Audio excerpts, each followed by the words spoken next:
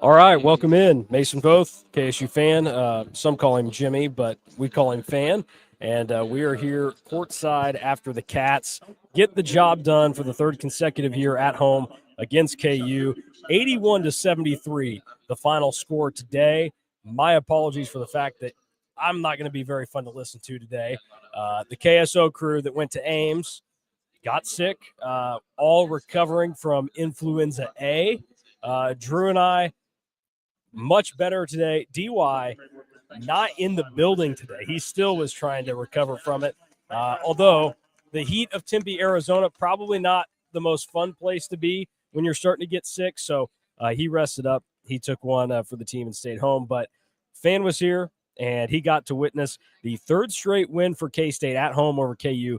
First time that's happened since the early 80s. We talked about that just before the game. When was the last time K-State had won a Saturday home game against KU? Because they won on a Saturday in 06 in Allen, but all the recent victories for K-State had come in the midweek. Fan went back and looked, and he was like, actually, this is also the last time that they won 3 straight against KU. It was also the last time that they had won prior to Michael Beasley, who was in the building today, going and getting the win in 2008. So there was a lot of ties today to that time in 81-83. And K-State, who cares about the history, really? They got the job done today, 81-73. Fan, just your initial reaction to the Cats getting the job done. It was nice to have a game where K-State kind of controlled it. KU never got within 3 possessions in the second half. Felt like we could have blown the top off a couple times. We had a 14, 15-point lead and missed a couple threes, missed a couple shots at the basket. And it would have been fun to do that. But still, to control a game, it was probably the most comfortable KU game since 2011 when Jacob Poland went off. And that was fun. I mean, K-State has 1.11 points per possession. They did that in both games against KU this year. And KU, even though they're not as strong as maybe they normally are, their defense is the best in the league, especially defending 2s and 3s. And K-State made 40% from 3, 40.7%, and 56% from 2. That's hard to do against KU defense, and they did it. Really, the difference in this game between Lawrence is K-State only shot 23% from 3 in Lawrence, and they shot 41% today. That's kind of the difference in making this a comfortable win. Well, and you go and look at the last string of games, really going back to Baylor, K-State has shot the ball well from 3. Now, there have been a couple of games where it's been maybe a little over what you would expect, but they've started to kind of average things out a little bit more. They've been more consistent from shooting the ball back there, and I just think we've seen the shift. Them as a team in their entirety, they look more connected. They're playing better right now, and it's turning into really the team that a lot of us anticipated seeing at the beginning of the season. So they go get the job done today. We've seen now in the last 3 home games here, K-State has, for the most part, not dealt with trailing much. They trailed for like 2.5 minutes today, but then they led for over 37 minutes. And you go and look at the games against O State and West Virginia, they never trailed once. This dominance that K-State has at home right now is very encouraging. What has been key to continuing that to where they were able to do it against teams that we don't think are very good, or at least O State isn't? West Virginia's weird.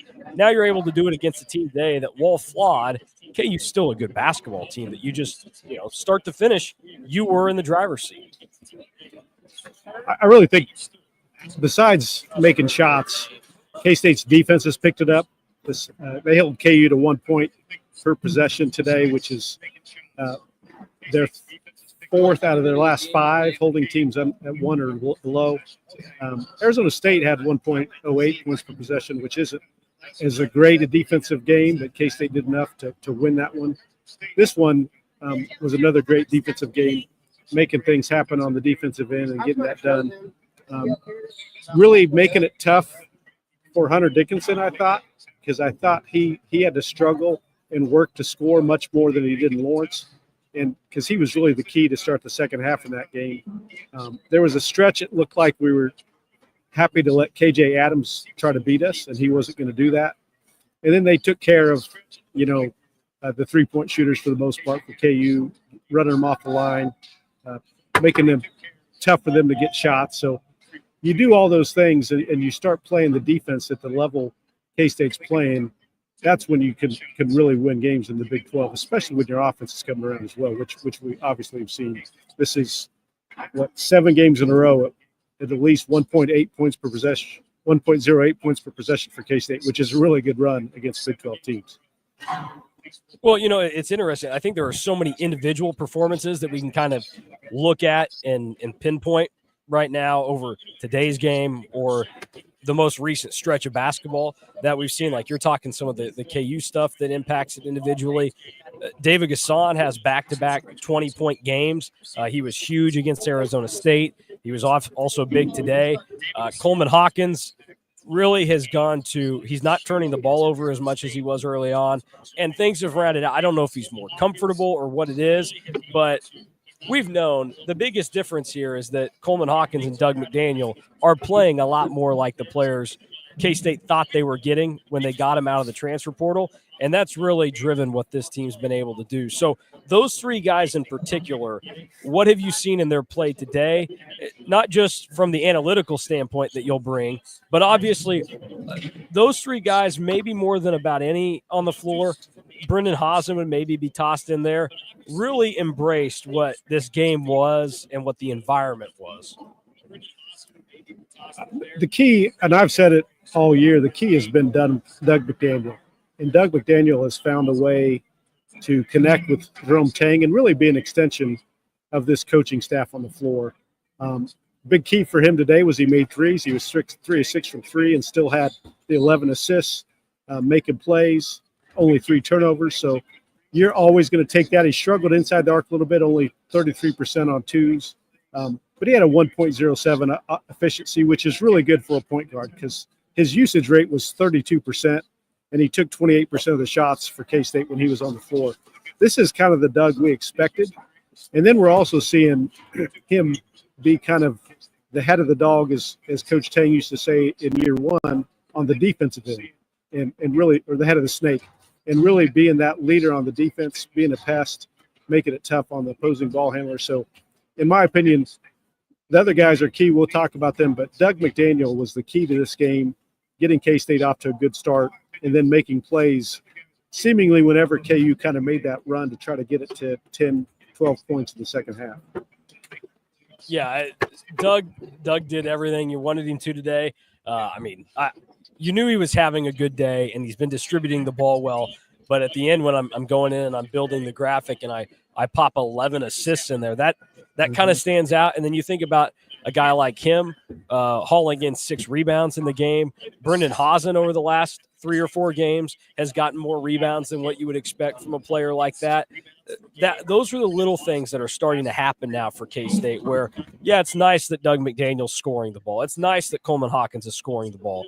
But you're getting the other stuff that just wasn't coming through when you lost to St. John's and Wichita State and Drake and all these others. Like, everything was so disjointed in those games. Now you're getting absolutely everything you need to win a game. And you're not always going to win when that happens, but you're going to give yourself a better chance. And what we're seeing is when you do all those things and you have the talent that K-State has, you can beat a lot of teams, and they're in a really good stretch where they're doing it. And, I mean, to be fair, they're playing some flawed teams right now too. I don't really think there's a flawless team in the Big 12 outside of Houston at this point. And Iowa State I thought was in there, but then K-State went up there and absolutely showed that there are holes in Iowa State's game right now. Now, they got Milan Momcilovic back today, so maybe that changes some things. But this is a great stretch that K-State is on right now. And with a great stretch like this, and we'll get back to talking about this game specifically later on in the show. But I know that a lot of people are bringing it up and want to discuss what happens. I already had a DM on Twitter afterwards. I'm sure you did as well, or maybe he'll get to you at some point. But Evan Miyakawa sending me his tweet to make sure I saw it. He always has great stuff. But he, hey, this isn't like a thing that's happening, but K-State keeps making it more of a realistic possibility. They are now above 500 overall. They're 6-6 in Big 12 play. We've got loads of comments asking about the NCAA tournament chances. I'll hand it off to you in just a second here, fan, but I'll tell you this much. getting wins over Iowa State and against KU, it keeps shrinking down that margin for error that you had in terms of, in a good way, where back when they beat West Virginia and Oklahoma State and people are asking about it, you still had a lot of games on the schedule that you go, you could, but it's just so far-fetched. But you get those, you keep pushing off when those losses could come, because really you're looking at about 2 that you can sustain if you want to make this a realistic thought in your head. And K-State is giving it that possibility. We can discuss it right now, but Ron says it best. It's Tuesday against Arizona becomes a massive game at this point, because if they can win on Tuesday against Arizona, another top 25 team, and get yourself another one of those wins baked in against the team that could easily beat you at home, we can start to have a more serious discussion about it. But what are your thoughts? How do you see it? Well, this is the third quad 1 win for K-State. You want to get those quad 1 win number up to 5 or 6 if you can. Now, we did lose a quad 2 win because one of our opponents slipped, but that's going to happen. That's only one quad 2 win so far. But you want to get that quad 1 and 2 win combined to about 9 or 10 and avoid a bad loss. They've already got one really bad loss to Wichita State and a couple borderline ones to Drake and Liberty.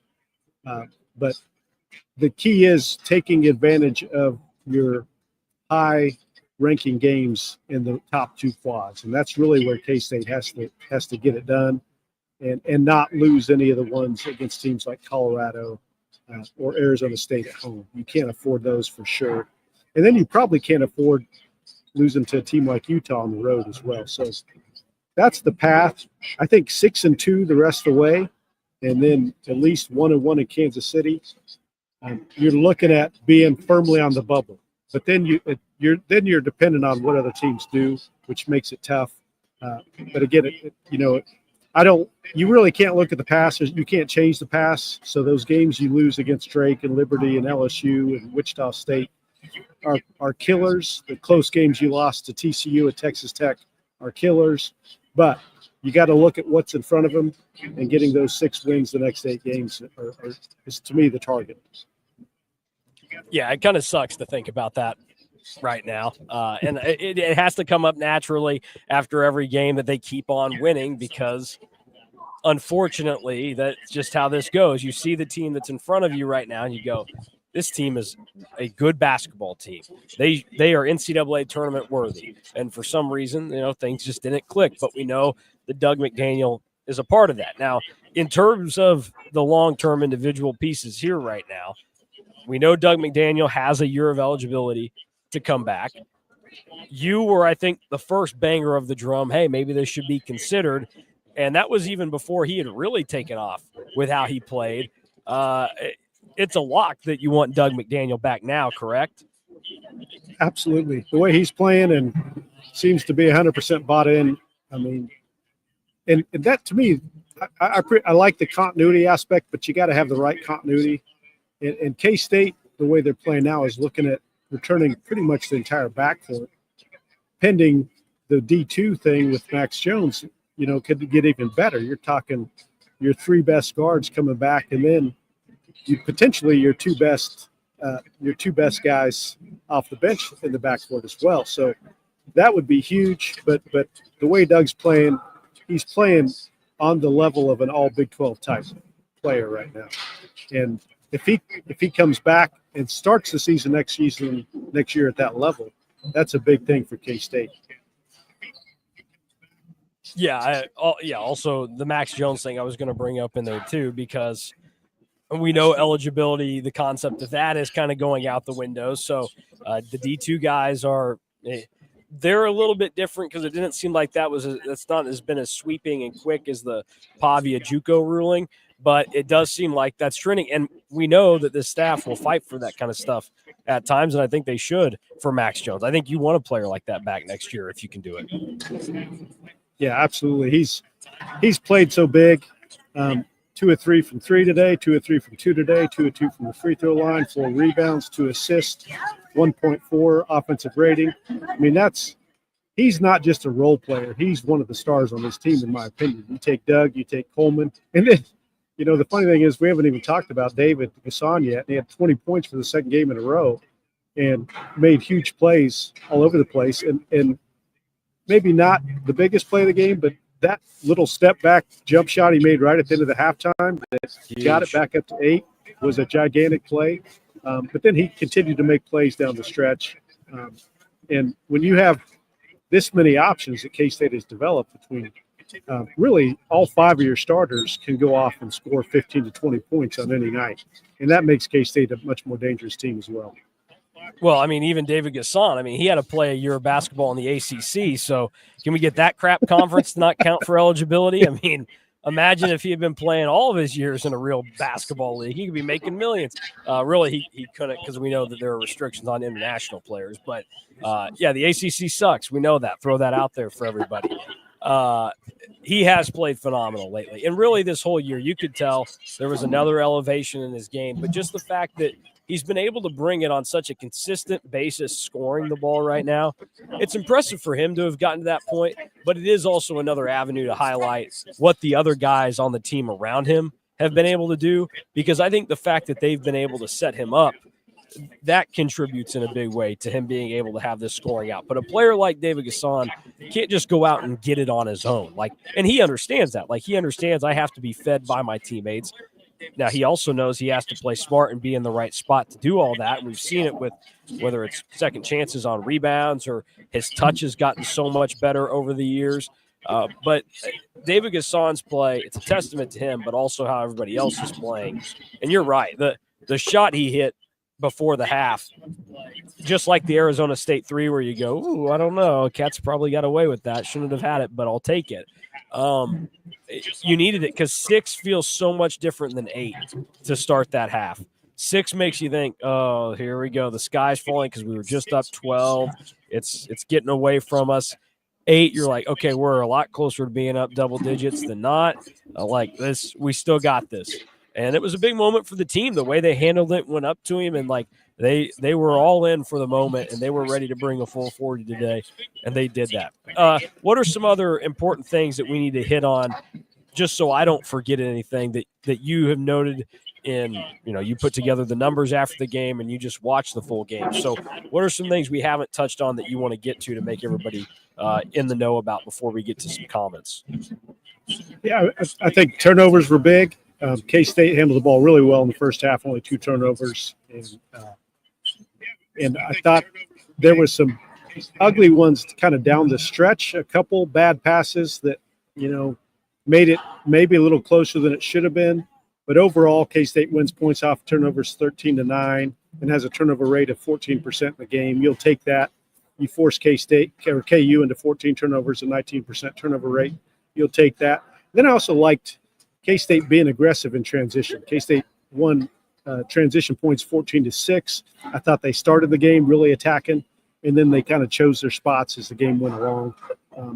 But we've seen that more the last few weeks, where when they're as K-State's played well, they've pushed the ball in transition and tried to get some of those easy baskets, which has not been something that they've done a lot, and they weren't doing early in the season. So that was big.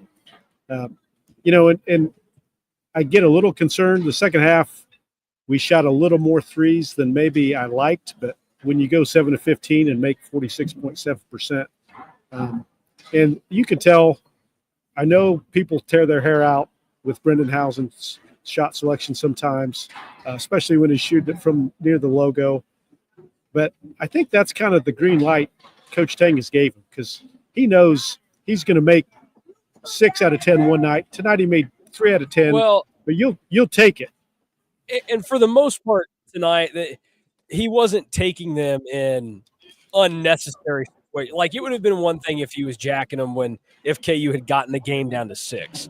He was taking them for the most part when K-State was up 12, 14 points. That's Coleman Hawkins took one like that, where it was really just trying to drive the knife deeper into him at that point and make sure there's no coming back from this. So I didn't have a huge issue with how those got taken tonight. That's just how that goes, and you live and die with it. And the fact that people are going to go, man, he didn't shoot the ball very well tonight or whatever. He still shot 30%, 30% on 3 of 10 for Brendan Hasen. If that's a bad night, you'll live with it, because there are nights for a lot of shooters like him, even that good, where a bad night's going to be 0 of 7 or something. And we'd still be sitting here having to tell you, you got to live with it. It's okay. He's going to be fine. But the Armadillo Assassin served his role tonight. So no worries there if you're thinking about that in Manhattan. It was fun to see. It was big when they went. The other big play that I want to point out in the game, it was pretty much already under wraps for K-State, but the Hawkins to Gasson dunk to really close things out, that was big for the crowd, but I think also a special moment for both of those players for different reasons. David Gasson has been here for 3 years. He's one of the rare players in college basketball that essentially plays almost a full career at a place. He's had some ups and downs, but he understands what this game means to people. And Coleman Hawkins lives for games and environments like this. And for a player that has had some severe ups and downs tonight, he needed a game and a moment like this. So I think that was so big for the both of them, and that was probably my favorite moment of the game. And I know people are shocked that I didn't go with one of the Hasen threes falling because I'm such a big three-point guy, but that was my favorite moment of the night. Those two getting to have that connection and really drive the stake into KU and win this game. Yeah, and I think mentioned in the chat is Hausen's defense as well. I think that's big. He had 5 rebounds again, which he's getting in there and getting after it. But he's guarding. Like he's making plays on the defensive end. And he's making a lot of hustle plays. Yeah, you see him getting his hands in there, knocking balls loose, getting on the floor. I think we'd be also got to mention Moby. Moby played a great 10 minutes, 6 points in 10 minutes with 2 rebounds, 2 steals, did the things that you need him to do, played pretty good defense. He was a pretty decent matchup to have on KJ Adams, so that it kind of works out well when you kind of get that matchup. And then, we really haven't talked about Coleman, but it's a typical Coleman line with 12 points, 5 rebounds, 8 assists, and 5 block shots, which I think I heard was a career high for him. So Coleman he does so many things across the board as a player. He's K-State's second best assist guy on the season. He's kind of really your backup point guard in a way from the forward spot. So you get contributions from anybody. And CJ Jones is pointed out in the chat, he wasn't great, but he still finished with 7 points. And I thought he played good minutes in the first half when we needed him to play good minutes. And I think that's all you're asking from him right now. And if you get 7 points out of CJ and 6 points out of Moby, that's a pretty good night for your bench. Yeah, I think CJ gave you the minutes in the way that you needed them in the first half. And then for most of the guys in the second half, it really was just about not screwing up what you had built and like letting that just carry through the rest of the game, where I don't think you can be harsh on a team that they built their lead from halftime in the, for most of the game. They win by the 8 they were up at the half, but they played better to build that lead up. And I think you're just about maintaining it. They were obviously looking for the big momentum plays if they were going to be there. So I don't fault them for that at all. What happened in the second half, there was nothing there that alarmed me. And the players like that just aren't meant to play a full 40 of good.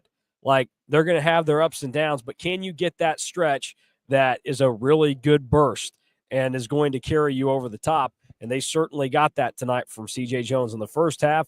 And Moby, I always bring up the Moby thread that somebody started over at KSO. And they were talking about, I don't know that he's got any skills. I agree. I was like, I don't really know what Moby's skills are either.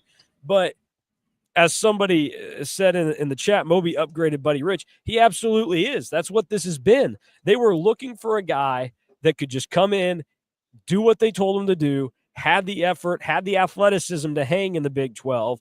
And Moby had the attitude of, I'm going to do it. And Buddy didn't. And now we're starting to see that there are some things that Moby can do that Buddy never really showed many signs of outside of the who knows what got into him in Wichita.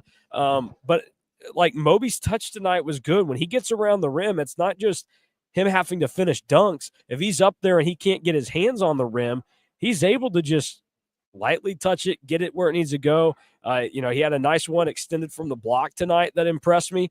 he's done some things to keep earning these minutes. And he'll have some down games. Like, he didn't play great in Tempe on Tuesday night, but he played good tonight. And so all those guys stepped up. There's not really a single player you look at with what they did this evening where you go, yeah, they didn't do anything to help you win. Everybody that played was a positive for K-State tonight. David Castillo's the only one you can maybe say wasn't. He only got 2 minutes in the game. And I know some people are asking about that. That's just what most freshmen are in college basketball. Even the good teams, like, yes, we know about the one and dones and the freshmen that have to play more minutes, but most of them, if they're in the position, they're going to have their freshmen sitting on the bench and waiting. I mean, Jerome Tang and Baylor, they were probably the most effective users of red shirts in college basketball over the last 2 decades, when that was something that was still something going on. So I don't worry about David Castillo right now. Is it unfortunate he's not able to get on the floor? Maybe a little bit, but I don't think people should be worried about that. The focus should continue to be on whoever gets the minutes is playing well. Power Cat Jeffy asks, it's likely Rich transfers. What other bench guys might leave? Castillo, hope not. At this stage, I wouldn't think that there are a lot of guys that everybody that played in the game tonight that can come back next year, I would feel pretty good about them coming back next season. I don't think you have to worry about that. And then a guy like Max Jones, who may not be able to come back, you might do some work to try and make sure he can come back. Because we know, again, with the D2 stuff that's going on, needs to happen. Let's get into some of these comments. I'll rapid fire throw them up there. It might take me some time to go through it. So, Fan, you can ad lib a little bit here if you want or need to on any other observations, or really maybe speak for a less spoiled generation of K-State fans. Because obviously, let's see. I'll turn 27 in 2 months, a little less than 2 months. I thought I had a pretty harsh childhood growing up because, I never saw K-State beat KU. I was 9 years old and in the 4th grade when Michael Beasley and Jacob Pullen did what they did to KU and Bramlage. Since that point, I've seen my fair share of wins. But even for me, I don't know that I ever envisioned a year where K-State in 3 straight seasons would beat KU. Now we see it happen. You went and looked it up. 3 straight wins at home against KU for the first time since 1983. What has this stretch been like for K-State basketball? Where now Jerome Tang, people laughed at the expect to win thing when they were struggling this year. But he really has changed the attitude of this, where when Kansas comes to this building, you feel like K-State's going to win this. You and Drew both picked K-State to win today. I felt like K-State was going to win this game. So I'll let you speak on that while I pick out some of the comments and get ready to throw them up. Yeah, I remember, the 2 wins I saw that I remembered as a kid, because I remember 88, we beat KU before the tournament, but I really wasn't paying that much. Tournament, old man. I wasn't paying that much attention during the season. I really started paying attention to K-State basketball during that tournament run. I think that's my first really paying attention to K-State basketball. Then I remember after that, it wasn't until we had kind of back-to-back wins. We beat them in the Big 12 tournament in 1992, and then we beat them in Lawrence in 1993-94 season. And after that, there was a long stretch, and I was at a lot of those games while I was in college where, K-State, I think there was a Sean Rhodes 3 that might have given K-State a win, but most of them weren't close. And we went that stretch where we lost to them over and over. And then in 2008, I was in the building when, Michael Beasley and Bill Walker and Jacob Pullen pulled off that win to get a win at home for the first time in 20-plus seasons, which is a crazy stretch. But now we're looking at K-State has now won, I think, 9 out of the last 19 or 18. So we're almost 500 in the last 20 games at home against KU, which is a start. We've won 3 in a row over KU at home, which is something we haven't seen since Jack Hartman was coaching K-State basketball. So seeing those kind of turnarounds against KU specifically are things that are fun to see. Now, I will say the streaks in Lawrence, and the streaks in the Big 12 tournament are not pretty. I'm not even going to put the numbers out there because they're that ugly. I don't even want to talk about them. But those are the two next ones we got to knock off. Yeah, well, we'll worry about that at another time. But yeah, it is kind of crazy. And the other thing too is you talk about whatever 9 of 18, 9 of 19. It is crazy and it is a start, but also like a lot of teams' rivals and in-state rivals are not one of the 4 best college basketball programs of all time. Like you are going up against a little something different. Like North Carolina and Duke, obviously, but like those two are on the same footing. Purdue and Indiana would probably be the one, but like you think of it, like Indiana has sucked basically my entire life. Like I was really young when Kelvin Sampson was there, and they were still. As our internet tries to drop out right there, so that's one of those that I just kind of think about. But I wanted you to put some historical context on it. We'll be winding down here soon, but let's get to some of the comments. I like this one from Matthew. He points out what scheduling looks like for Arizona. Could be a perfect trap game for Arizona. They play number 13 Texas Tech tonight at K-State, then number 5 Houston next Saturday. So just a little look ahead here. What do you think of that matchup? And obviously does not hurt for K-State to have Arizona sandwiched between 2 ranked teams that are fighting for the top of the Big 12 with Arizona. This may be the most difficult game K-State has left on the schedule, including today's game. Arizona's won 11 out of their last 12. They started 4-5 and now are 16-6, 10-1 in the Big 12. Playing good basketball, pending what they do tonight against Texas Tech, which they have at home. It is a trap game for them. The thing I worry about a little bit for K-State is not a trap game, but the crowd, because it looks like there could be another 3 to 4 inches of snow Monday night into Tuesday, and then another 3 to 4 inches of snow Tuesday night. So it would be a shame if we don't get a good crowd because of that. But I think it's going to be another high-level game. Arizona does a lot of really good things. They're a tough team on both offense and defense. One of the best offenses in the country.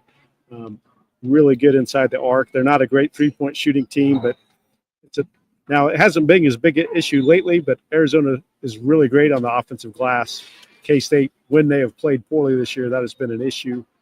So that's something to watch. But it will be another fun game. Hopefully we can get a good crowd in here and we don't get as much snow as expected. So this place is packed like it was today. I just want to pass along some things for people that they might take some joy in knowing. I had never really experienced this, but I went down to go get a water, go to the bathroom after the game ended. It was considerably before we got going here, and they had the doors shut to the little media room area and then the bathrooms and then what goes back to the KU locker room. They're being very strict at checking credentials. So I was like, yeah, there might be some soul searching going on in there.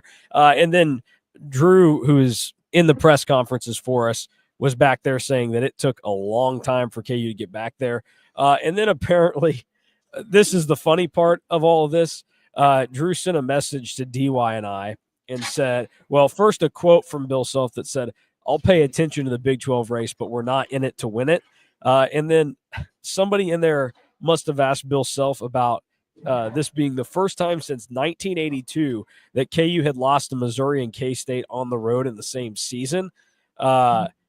Obviously, they haven't played each other or haven't played these two teams consistently since 2010. So a little bit of, 15 years off in there, but funny to see some of this stuff going down that way. One thing I wanted to throw out, Tax Collector mentioned this with Brennan Hazen and the rebounding. Yeah, so in the last 5 games, Hazen has 19 rebounds for K-State.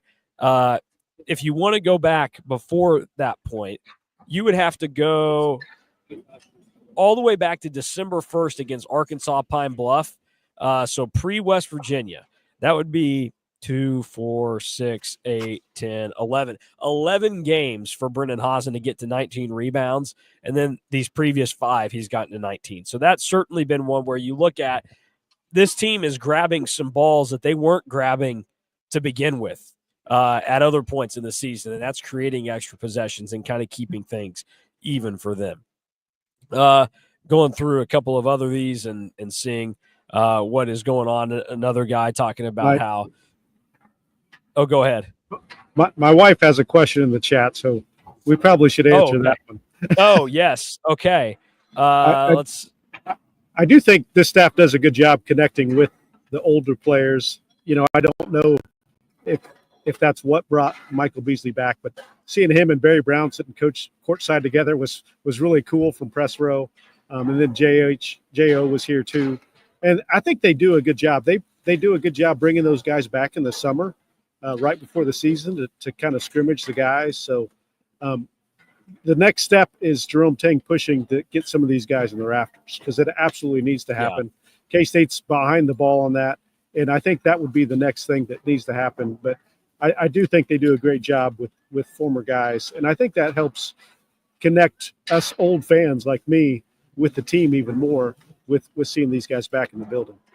Well, and I think one of the other things with that would be, who knows how much they would be open about it, but Michael Beasley even alluded to the Jacob Pullen, Bruce Weber thing as a disconnect. Bruce, I think, and again, people know that I still hold a lot of animosity towards Bruce for the way that he handled things on the way out. Like, I'm just not going to stand up for a guy that trashed the school that was great to me, the school that I love, on his way out, just because he was trying to prop himself up. But I'll be fair to Bruce for what he did. But I think that's probably something that players from an older generation probably hold on to a little bit more, especially if there is some kind of weave that connects them to Jacob Pullen, where that was what they knew about Bruce Weber. And so if they thought about that, they're like, you know what, whatever. And this is not a knock on Bruce, or to somebody like my dad, or to somebody like you, or even to somebody like myself, who is a few decades younger, but still I'm not very cool. I have plenty of people tell me that for being as young as I am, I have some very old man takes. Bruce doesn't connect really well in terms of like players that don't know him. Like everybody that played for Bruce absolutely adored him and loved him. But Michael Beasley didn't play for him, obviously Jacob Pullen didn't play for him. There were a lot of guys where like Bruce is like the old dorky man to them. Jerome Tang has come in. He's in year one, definitely made K-State basketball cool. The players obviously respond, and I think the players that didn't have to play for Jerome Tang see it and respond to it. So I think that's part of it too. It's just a connection thing. It's easier for these guys to connect to this staff right now, and I think there's a little bit more of an emphasis on it, because I think Jerome Tang understands you can do some of the fun things and still try to find a way to win and not have to be so buttoned up. Bruce was just a different era of coaches, and I think everything was just trying to be so buttoned up and focused on what they're doing. Like, I think Barry Brown, Kamau Stokes, and Dean Wade had to do a lot to kind of get him out of his shell occasionally. But for the most part, he was locked in on just being all business. And Jerome Tang understands we can do both. And Jerome Tang, I think, puts the time and effort probably to a detriment of things that he can do on his own time whenever he gets free time to try and make sure he's doing that for K-State. Yeah, I think that's true. And then, Bruce did do a decent job of, he brought on some assistant coaches like J.O. and Curtis Kelly from previous eras that kind of helped those guys get some more connection. But, just moving forward, I think we need to just see, like I said, the next step is getting some more of these guys in the roster, in the rafters, and getting some more guys back here for those kind of special events. Now, maybe part of it is still Frank coaching, and those guys have said they want Frank to be a part of it, and that might be a factor for a guy like Jacob Pullen. Get it figured out. Look, last I checked, I don't think the Minutemen are doing all that well. Frank, just call it quits. It'll be okay. Sorry, but let's just wrap it up. It's time to let everybody have their fun and see Jacob Pullen and Michael Beasley go up there. Yeah, UMass 10-13, 5-5. Look, I want to see Frank continue to succeed, but it's not happening. It's not happening. Be done. Have fun. Come back to Manhattan. Be loved, as Michael Beasley, Barry Brown. Tyler Perry was here today. He was leading a chant in the student section at the end of the game. So just great job by everybody that came back to really embrace it. And it was cool to see. And I think, like Beasley in his 3-mile interview, I thought it was really good. So I would encourage anybody that didn't see it, go watch what Beasley did with Cole Manbeck and John Kurtz yesterday, because number one, I was surprised for a guy that was only here a year, that played as long as he did in the NBA. Like, the different things you hear about him, like you would have thought to yourself, how much does Beasley really still connect with K-State? How much did that time actually mean to him? What's his recall? Did that stuff at any point ever really matter to him? Or was K-State just a place to get to the place he always wanted to be, which was the NBA? And it was clear that K-State was more than just a place. Finding out that he had siblings that went to K-State surprised me. And he talked about how low-key it was when he came back. I mean, yes, there was a lot of publication to him coming back today, but I think in reality, that was a lot more for the fans to be able to embrace it and understand it.